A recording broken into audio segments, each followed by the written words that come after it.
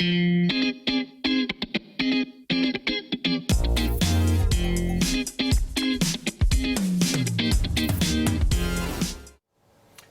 to Notepad. This is a live show. I have with me Sharaad Kuttan joining us for this conversation for this evening. And of course, the big announcement never came. And that big announcement is, of course, the vehicle that was carrying the Prime Minister Tan Sri Muhyiddin coming out of the Istana, and no announcement since then until now. Most expectantly, people are expecting the announcement to happen tomorrow, but for now, there's nothing that is coming on. So the vehicle carrying the Prime Minister Tan Sri Muhyiddin Yassin was seen leaving the Istana Abdul Aziz in Kuttan at 7:10 p.m. earlier tonight. 2 hours after it arrived, Tan Sri Muhyiddin was believed to have been granted an audience with the Yang di-Pertuan Agong Sultan Abdullah Riayatuddin Mustafa Billah Shah, and he arrived at the palace at around 4:40 p.m. earlier this afternoon. Also spotted was the vehicle carrying the Chief of Defence Force, the General Tan Sri Afandi Rup Buang. Also several other official cars belonging to Pahang government was also seen, and we understand that the entourage that left the Istana just now was leaving straight for the Kuantan Armed Forces base to board a plane back to Kuala Lumpur. So earlier today, Tan Sri Muhyiddin chaired a special cabinet meeting in Perdana Putra in Putrajaya to discuss current issues and government affairs. In fact, one of the many things that were touted about was also the cabinet reshuffle also was not announced. So apart from cabinet ministers, Effendi was believed to have been attending the meeting there as well. So there's a lot of things going on right now. Joining us is the MP of Selayang, YB William Leong. William, thanks for taking the time to speak with us. Let's understand a little bit more, because the fact that there's no announcement today, are you reassured that this idea of some sort of an announcement have been put to rest? I'm far from reassured by the fact that there is no announcement over the rumors that there is going to be a declaration of emergency. I'm more concerned that there is no official denial.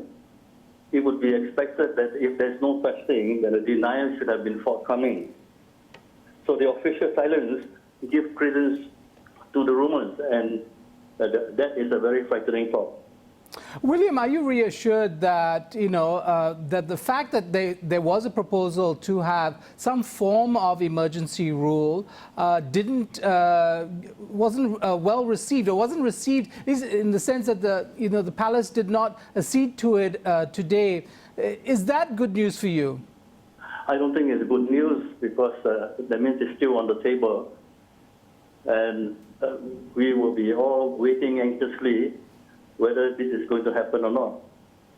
What are your concerns of government using emergency powers?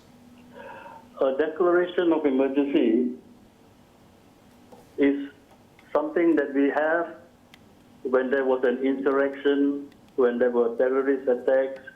For us, we will remember we had an emergency during the communist insurgency.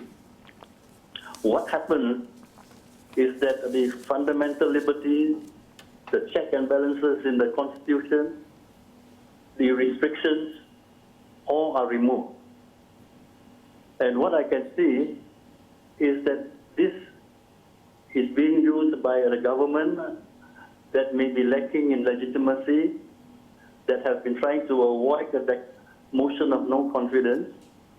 Now that they could be facing a potential defeat in the budget, there's this proposal for a declaration of emergency. One of the effects of having an emergency is that an ordinance that is promulgated during the emergency can be passed without following the procedures in Parliament and need not follow the required numbers of the total vote.